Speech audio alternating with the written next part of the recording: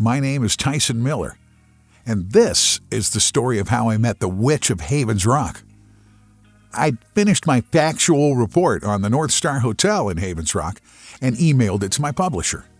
Almost everything in it was a lie. Now, I used to embellish my reports a bit more to make them seem more supernatural and mysterious, but now it was the other way around.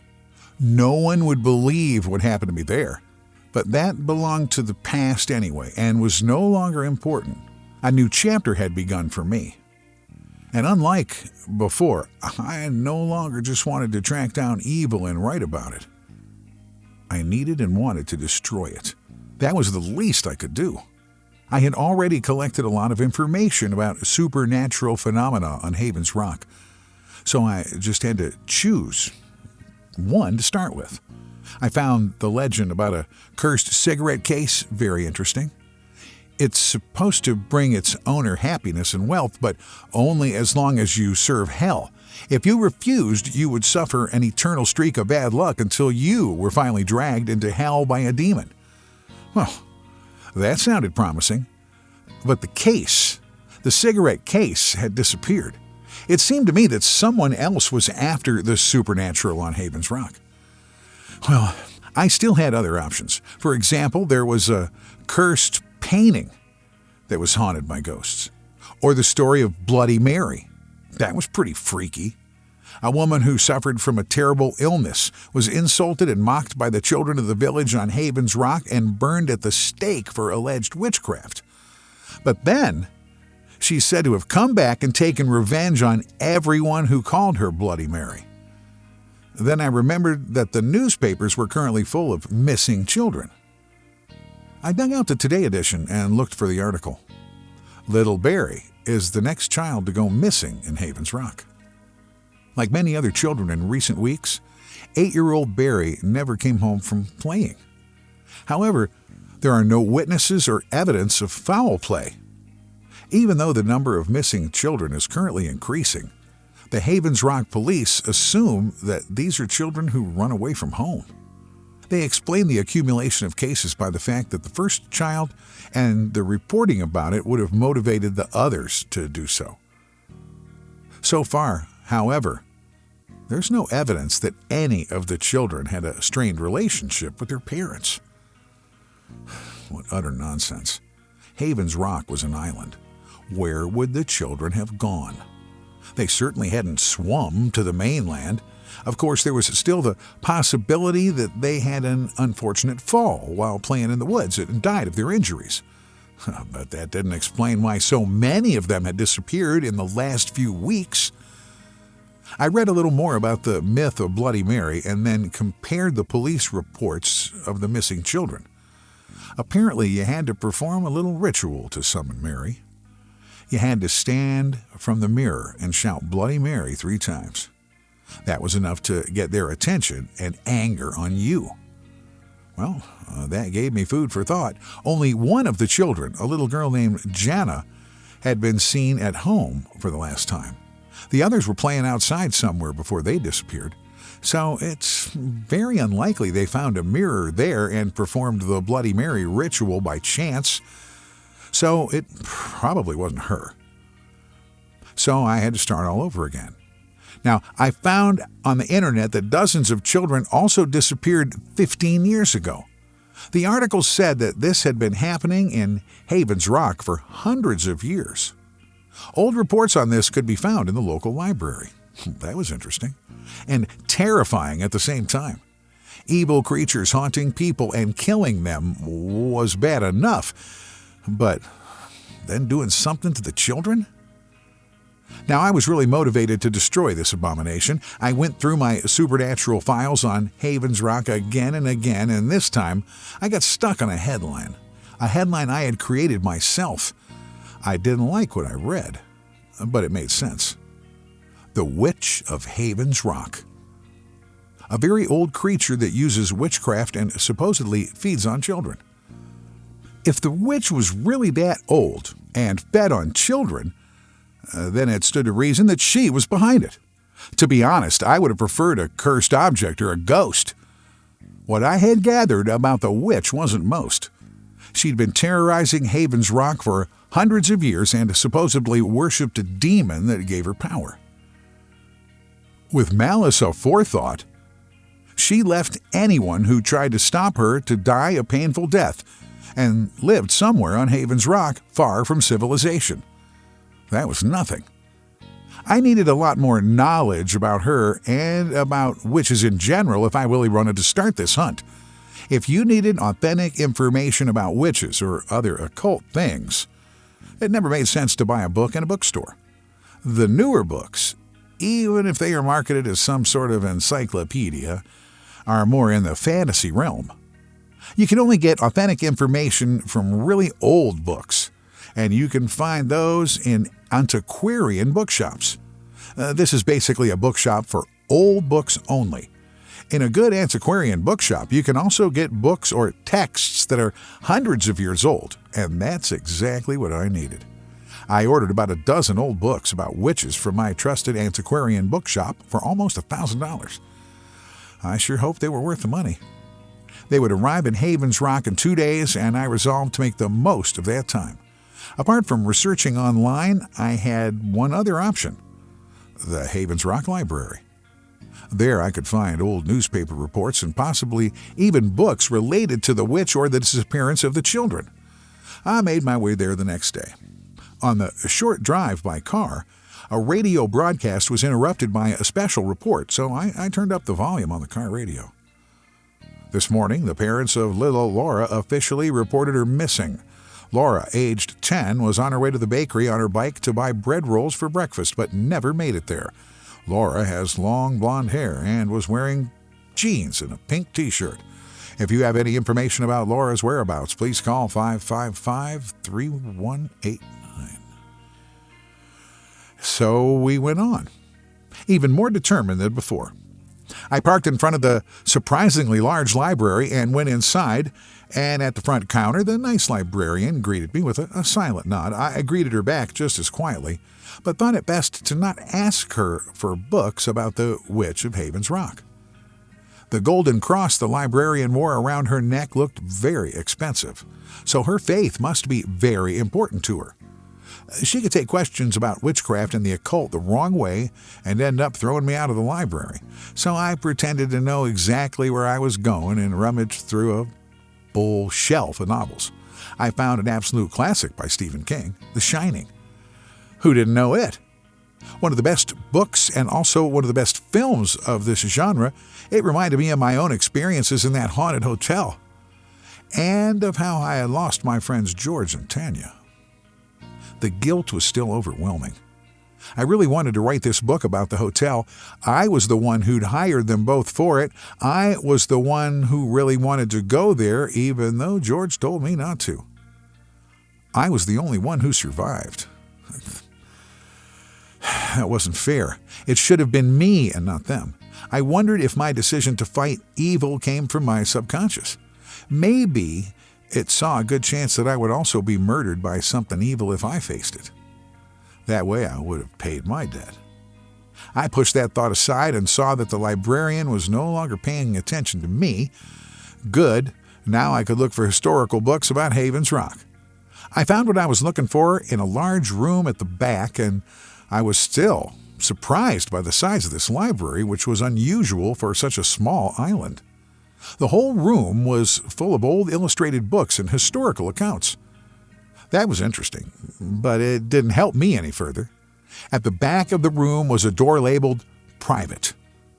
Well, this could either be the staff restroom or historical works that were not accessible to the public. Of course, the door was locked, but that wasn't a problem for me. For many years, my work meant I had to get into places that I didn't actually have access to. Picking a lock was one of my easiest exercises. I unobtrusively took the small tool out of my bag and didn't even need a minute to get the door open. The room was small, almost a storeroom. However, the contents of the room looked very promising. There were 2 metal shelves on the left and on the right. They contained old books and a few boxes of documents. I hurried and skimmed through everything. There were books about the settlement of the island, a biography of the 4th mayor of Havens Rock, and strange documents about the lighthouse. I was about to give up when I found a book without a title. There was only a pentagram on the old leather cover. Now, this looks promising. Without giving it much thought, I opened the book and finally found what I was looking for. There were more or less brief notes on how to survive an attack with a witch bag, how to make your own, what the witch feeds on, and where she has appeared over the centuries. Bingo! Inconspicuously, I wanted to tuck it under my jacket, but suddenly I heard a knock on the door, followed by a slightly angry clearing of the throat. A crazy thought told me for a brief moment that the witch was behind me, but of course I knew it was much worse. It was the librarian. She had caught me. "Young man, as I'm sure you read on the large sign on this door, this area is private. If you don't want me to call the police, give me the book and leave the library immediately," she said. I turned to her and smiled sheepishly and gave her the book. "I would like to apologize to you. I wouldn't have come in here if it wasn't an urgent matter."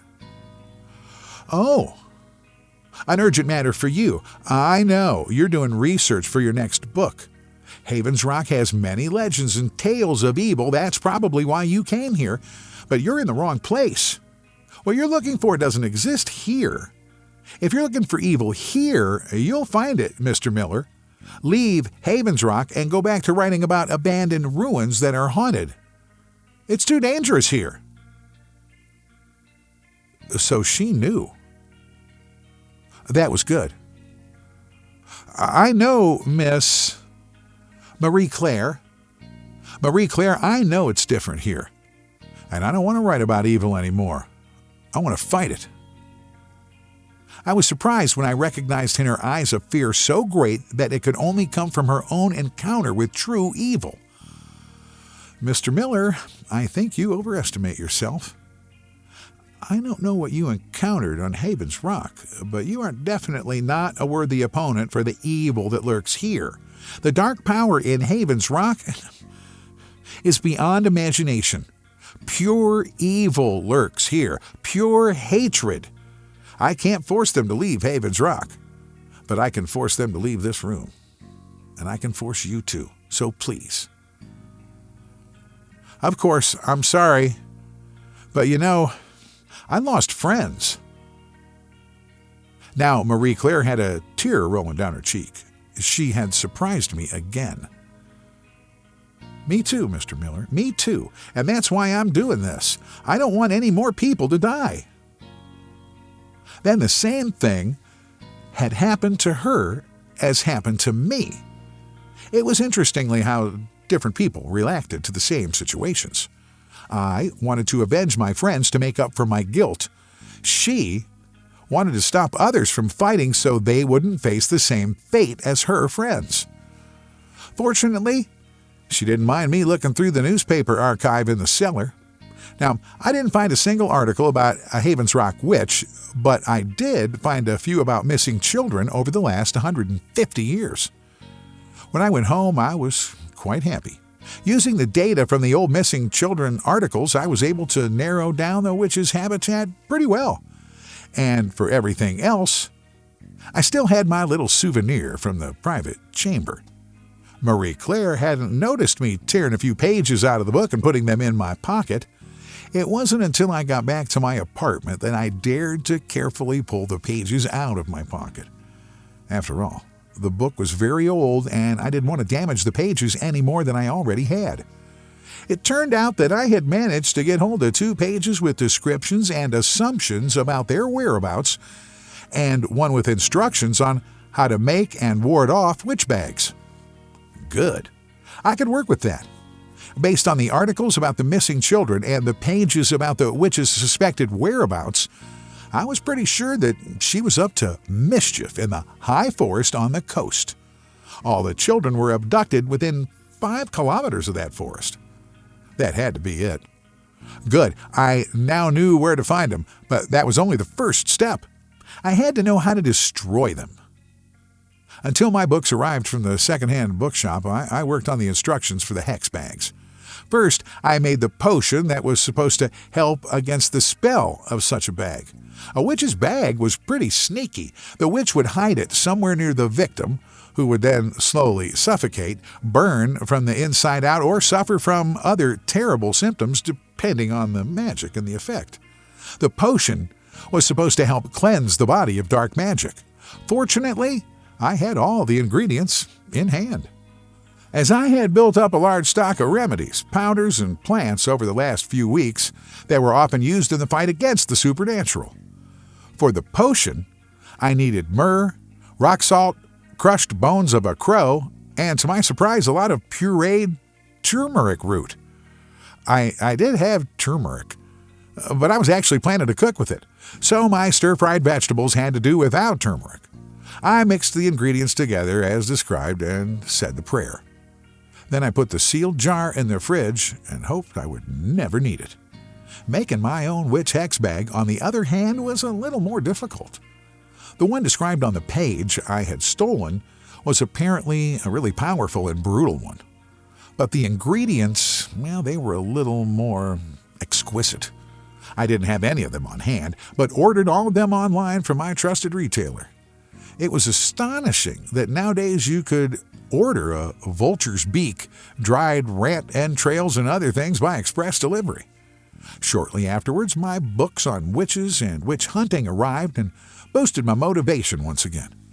Each of the books confirmed that witches often fed on the essences and flesh of children to live for centuries, and in rare cases, millennia. That made me sick.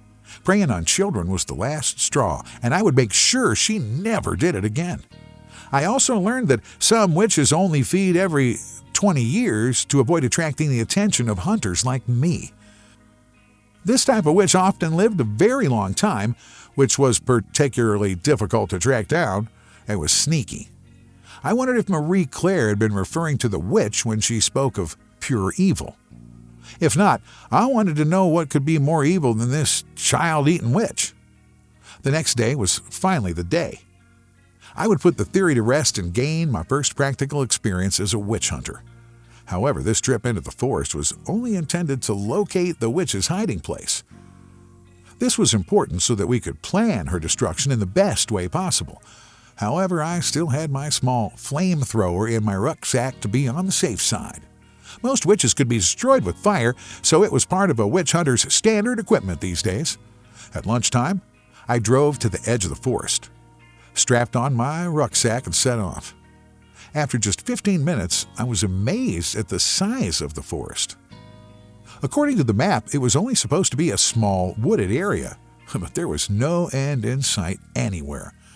I kept an eye out for satanic signs that witches were building on small branches or something that looked like a dwelling, because even if they lived for 1,000 years, they needed a roof over their heads. After maybe a half hour, I spotted what looked remotely like footprints, which I now followed. Shortly afterwards, I saw the first strange signs made of small twigs hanging high in the trees. I was actually in their territory. As my heart began to beat faster, I concentrated on remaining undetected. If I succeeded and found her house, I would have a huge advantage when I came back tomorrow to put an end to her. I walked about 500 yards further, then something caught my eye. It seemed to me that I had passed this tree with the exact same sign before. Had I really been walking in circles? I flirted when I heard the witch's terrible, sinister laugh. It was her. She had caused me to get lost. How naive I had been. This was her forest, after all. She was in control here. But something made me wonder. She could have attacked me, cast a spell on me, or chased a wild animal down my throat. But she didn't do that. She had made sure I got lost and laughed at me from a distance. She wanted to scare me. She wanted to scare me because she was afraid. This dark creature had been alive for hundreds of years, and probably no hunter had ever come close to it or her. It didn't want to die. So I did my best to stay calm and not give away the fact that I was a beginner, and kept walking with concentration. The laughter died down. I would have bet she was frustrated. After another hour, I came to an area that was full of satanic signs. The trees were smeared with the blood of animals. Anyway, I hoped it was the blood of animals. I was pretty sure their house must be very close. It occurred to me that I could pretend to retreat in fear. That way I knew where to find her house, and she wouldn't be expecting me the next day. I liked the idea and put it into practice. I didn't get lost on the way back and made it back to my off-road vehicle unscathed. That wasn't bad at all for my first day, I thought. But I knew that tomorrow would be different. I would be involved in a fight to the death with an old, dark creature. That was pretty clear to me. I was so tired from the surprisingly long walk that I took off my boots at home, threw my knapsack next to the bed, and fell asleep. Right away. I actually fell asleep very quickly, unusually quickly. The transition from reality to dream was seamless. Or was I even in a dream? I was wandering through a desert. It was hot, sandy, and I was thirsty. Then my surroundings changed. I was sitting in an elevator. When I got to the 10th floor, I got out and wandered around aimlessly. I was still so thirsty. Then I was hurled through the darkness and found myself on a deserted, dark street. Things were moving fast. My thirst was still almost killing me, and I wasn't sure if this was all real. But I reached beside my bed and took a sip from the water bottle that was still there. Then I suddenly found myself wandering down the deserted street. But I was not alone. Hundreds of undead were on the street with me. I was terrified and wanted to run away, but I couldn't. Was I one of them? When would this dream finally end? Well, not yet, because I was in some house with some children. We were running away from something. We were running away from something. We were running away from her. Not from the witch, but from Mary. She was in the mirror, grabbing a girl. Mary's skin was horribly burnt and her skull was deformed. She looked horrible. When I looked at her, I felt something. I felt what had been done to her. She had been burned like a witch, even though she was innocent. And then she had become something horrible, because something made her that way. Something that existed on Haven's Rock. No, something that existed deep beneath Haven's skirt. Something dark that radiated a deep hatred. I shook off the thought of the dark creature because it scared me. And besides, I was so thirsty again. I needed water, but I couldn't find it. Couldn't find any anywhere. What was wrong with me? Was I here with Mary? Was I in the desert? Or was I on the street with the undead? No. I didn't belong there, I remembered. I was in the forest with the witch, and then I went home. I was in my bedroom. I rolled off my bed onto the floor, which took all my strength. Was I ill? Do I have a fever? No, that was something else. It took all my concentration to keep my thoughts here in reality and not drift back into the other worlds I had just visited. I had to clear my head to survive. Only now did I notice the disgusting smell. Urine, feces, and sweat. I threw up when I realized that the smell was coming from me. Apart from foam, however, nothing came out of me. I was dehydrated because I hadn't drunk anything for days. I looked at the water bottle next to my bed, but it was empty. The last time I took a sip, I must have dropped it. If I was lucky, it wouldn't have been the witch who killed me, but my dehydrated body. Wait a minute. The witch. That was it. I had to get to the fridge. Every crawling movement hurt my emaciated muscles, but I had to keep going. Eventually, I reached the fridge and sat down next to it. I was able to open the door, but what I was looking for was too far up. I couldn't reach it.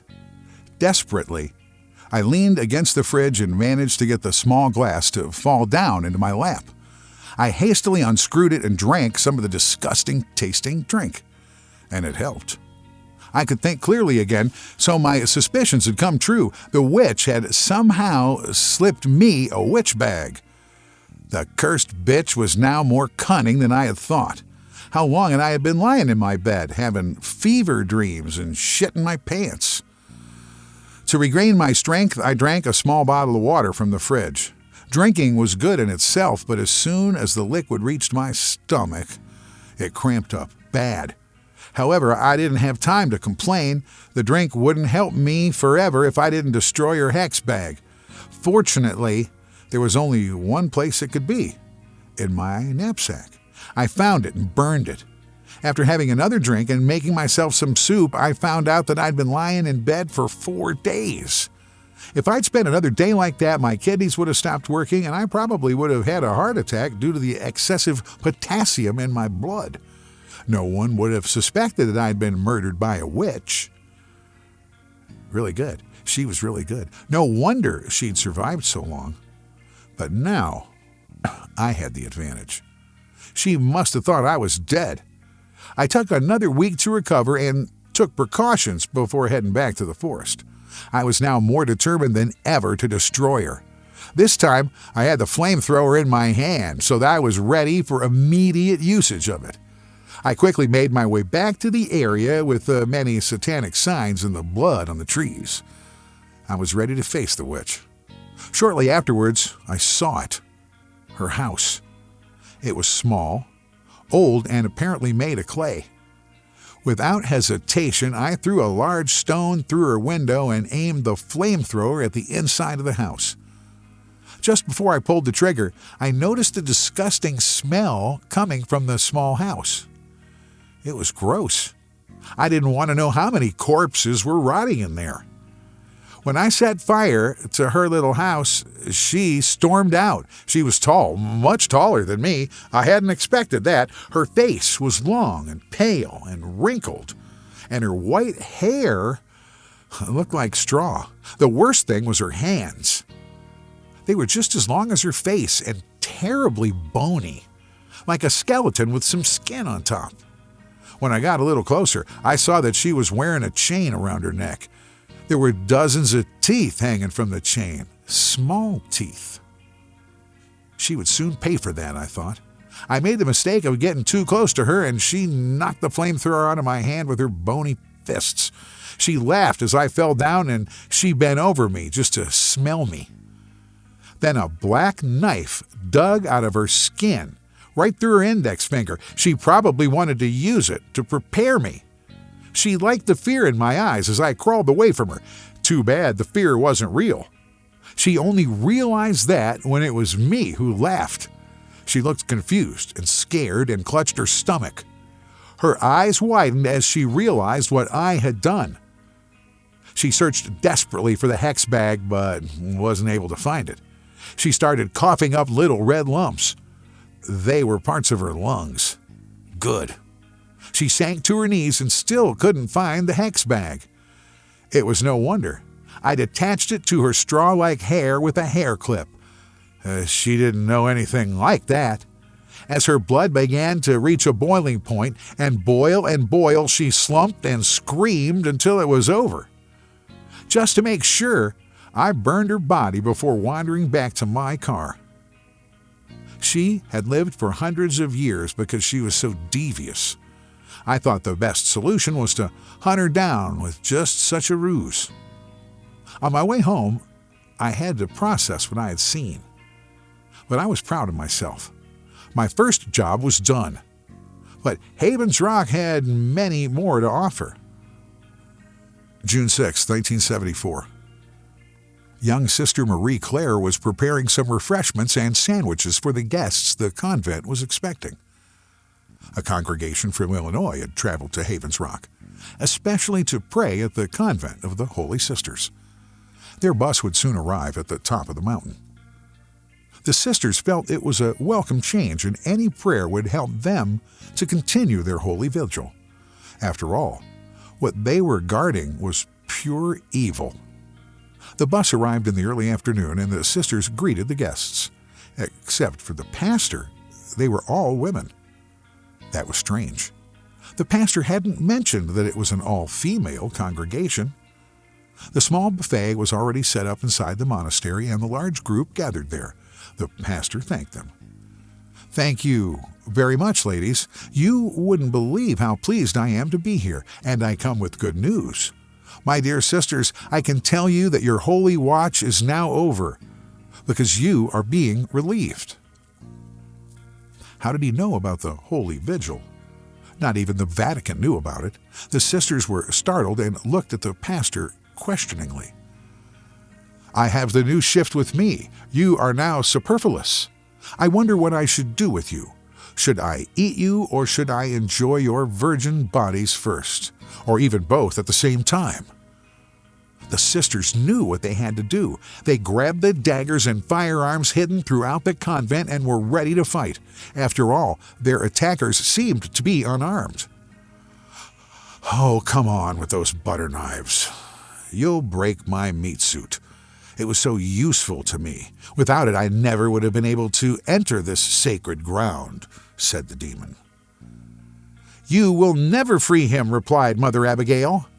"Yes, we will. Tonight the first seal on Haven's Rock will be broken, and our Lord, the Supreme Lord of Hell, King Lucifer, will soon be back on his throne." Then the dark sisters, disguised as pilgrims, also drew their weapons and rushed the nuns. Due to the power of the demon, it wasn't really a fight. It was an execution. Sister Marie Claire was thrown to the ground and had to watch as Sister Anna was shot, and the demon tore Sister Rita's still beating heart out of her chest. It was carnage. She could do nothing. It was her sacred duty to be here, but what was she if she was dead?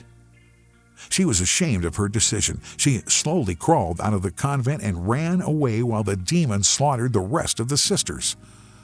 The other side now had control of the convent and everything that lay beneath it. More of this in stories to come. Hey, horror fans, want to learn more about the strange island, Haven's Rock? Then click here on the next video and subscribe.